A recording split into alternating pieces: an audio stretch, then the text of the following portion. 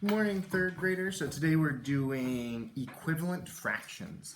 So if we look at the word equivalent, equivalent means equal. And we can see that word equal. Right, they both start with EQU. So we know that equivalent means equal. Okay, and fractions that are equivalent just mean that they're the same amount. So if we zoom in here, we see that we have half of a pizza. But if I take this pizza and I cut the piece that I have in half, that doesn't change how much pizza I have, right? I still have the same amount. I've just cut it into pieces, right? And I can keep cutting it into pieces as many times as I want to, and the amount of pizza I have doesn't change. It's just the number of pizzas. So we could say that 1/2 is equal to 2/4, which is equal to 4/8, which is equal to 8/16. Okay, all those are the same amount of pizza. It's just my slices are getting smaller and smaller. Okay, so all we're doing for today is figuring out different ways to find equivalent fractions. So if we have, let's start with 1/3. And I want to change it so that I have 2 slices. So there's 2 ways that we could do it. One would be to draw our pizza. Pretend that's 1/3. And then just cut each piece in half. So at first we had 1/3. And then I cut each piece in half. And now we have 2. And it's 1, 2, 3, 4, 5, 6. So we could say 2/6. The other way would be to multiply our answer by 1. And here's what I mean. If we have 5 and we multiply it by 1, that is 5. If we have 8 and we multiply it by 1, that is 8. So if we multiply anything by 1, it doesn't change our answer. So let's go back, and we have 1/3 times 1. But we are going to do a special kind of 1. So remember that if we have right here, that is 1 whole pizza, right? But we would write that as 2/2. We have 2 parts, and there are 2 parts in a whole. So it would be 2/2. And that's the same as 1. So we can multiply this 1/3 times 2/2.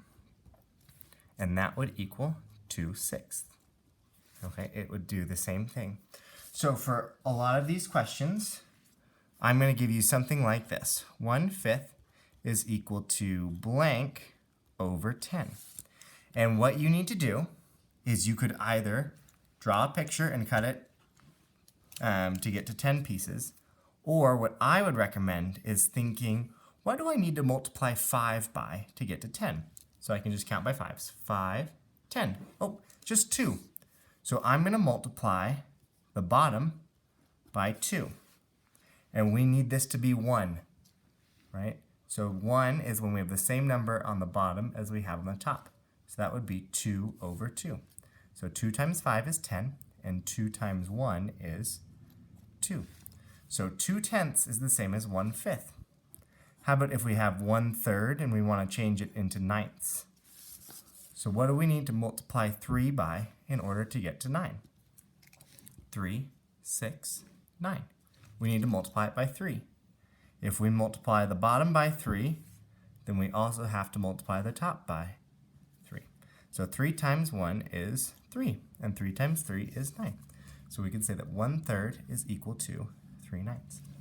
All right, so I have the questions here in the packet for you to answer.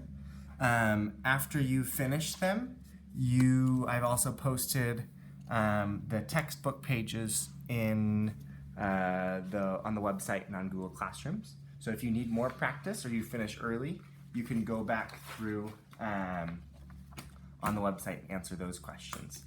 And then your reward for today is and I'll take the camera from Miss M, if I get 6 people to do their math homework today, Miss M and I can do a trick where there's Paddington looking right at the camera.